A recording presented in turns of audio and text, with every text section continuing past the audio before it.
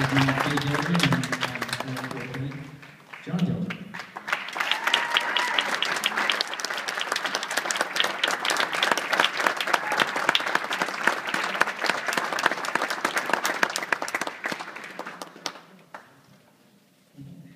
So John, did you want to say something?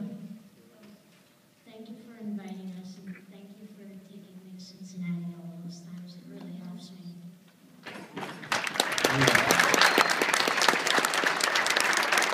And if Mom Faye would like to say a few words and give you a little bit of insight into what the family has to deal with. I'm the person with the pages of typed notes, so I'm going to say more than 2 sentences than what John said.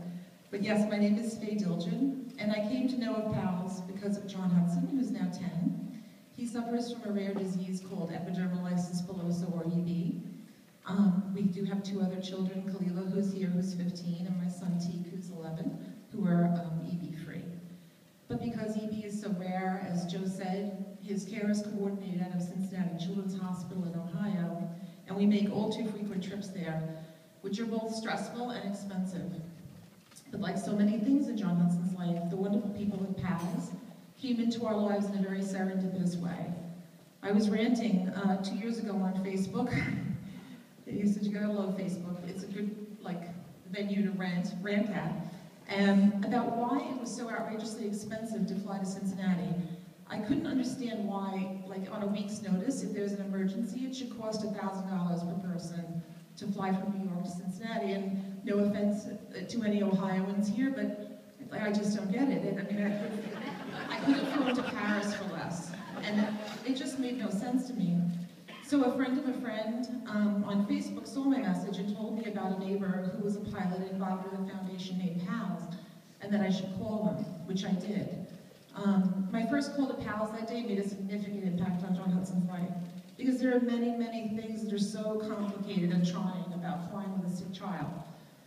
In addition to the exorbitant cost, there's also the stress of flying with more than 3 ounces of medications, which really pisses off those guys in security. And if we're staying for more than a few days, I fly with a lot of medication, and that really makes them nervous. We also fly with bandage, scissors, and needles, which doesn't sit well with them either. And for some reason, they're unhappy with him not taking off his shoes, so then they want to swab him down for bomb residue. Because he looks like a serial bomber. So these things are not ideal for a child, nor is flying with IV poles and endless germs that we deal with. And his body's covered with wounds equivalent to 2nd and 3rd degree burns. So the germs of flying are just a nightmare for us, and not to mention the crowds and the source of contagion. So PALS has eliminated so many of these stresses for John Hudson and more. John Hudson was so excited to fly. Now to Cincinnati, well, as excited as he can be when he knows what's going to happen once he gets there. But he loves his new best friend, Joe Howley, president of PALS, obviously.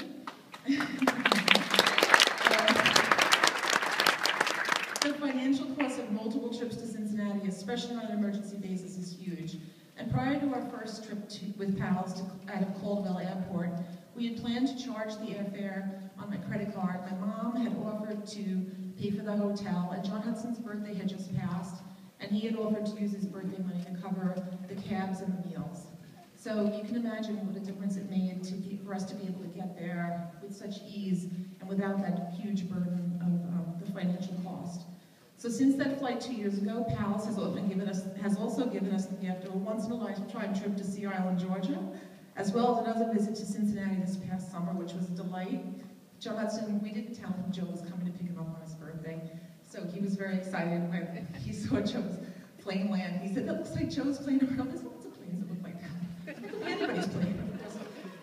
So that was really fun for him. He got a special trip home, and he gets to sit in the co-pilot seat, which he now thinks is normal when we get on the United Airlines flight. He can't understand why he gets to fly co-pilot with Joe and, has to sit in coach with United. So when you have a child with special needs, you come in contact with a lot of wonderful foundations. And in the past 10 years, we've had the pleasure of being involved in quite a few. But I can honestly say that I've never known a group of more caring, loving, compassionate people than I've met at PALS. Their energy, professionalism, and compassion for the people they help is unparalleled. They've made a significant positive impact in John Hudson's life and his medical care, and for that we're very grateful. And as I told Joe recently, John Hudson's ambition had been to be a pizza man. Is that true? But he's now decided that maybe he could fly planes on the weekend and do both. So we're very